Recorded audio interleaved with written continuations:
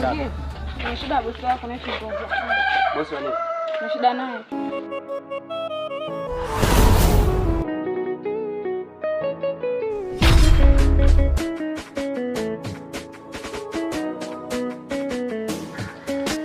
Hivi wewe dada, wako unanipita bila salamu. Hivi umeniona mimi ng'ombe, mbwa au mbuzi? Nimechanganyikiwa lakini na shida na bosi wako. Bosi hayupo. Na kwa nini kila siku nakujaga, kila siku namuulizia bosi?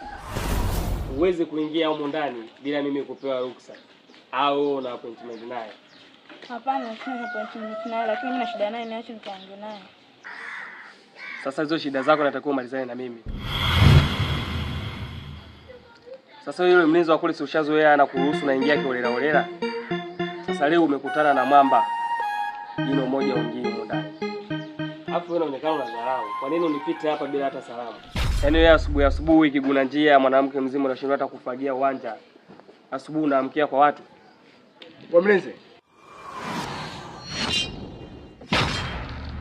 Kuna nini hapa?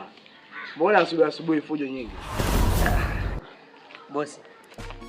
Huyu hapa ndo alikuwa anakuhitaji. Lakini si unajua mimi nimepewa kazi ya ulinzi, inabidi kwa mtu akija inabidi mimi ndo nimruhusu aonane na wewe.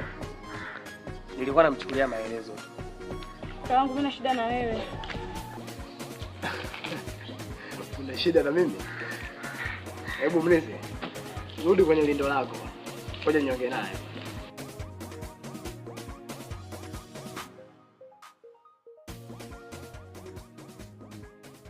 Kijana, una shida gani na mimi? Kaka, mimi nimekuja hapa naomba unisaidie. Maisha yangu magumu, sijala na siku 3. Nimesikia unasaidia watu, nimekuja unisaidie. Kwa muonekano jinsi ulivyo, ni kweli wewe hujala siku 3? Kweli mimi sijala siku 3 kaka. Mbona unaonekana uko strong sana? Kwa hiyo ulitaka nikusaidie nini? Nina shida unisaidie hata 10,000. Usinipigie magoti. Mimi sio Mungu. Hebu simama. Simama. 10,000 umepata. Asante kakaangu, wewe ndio umenisaidia. Na inaonekana nyota yako kali sana.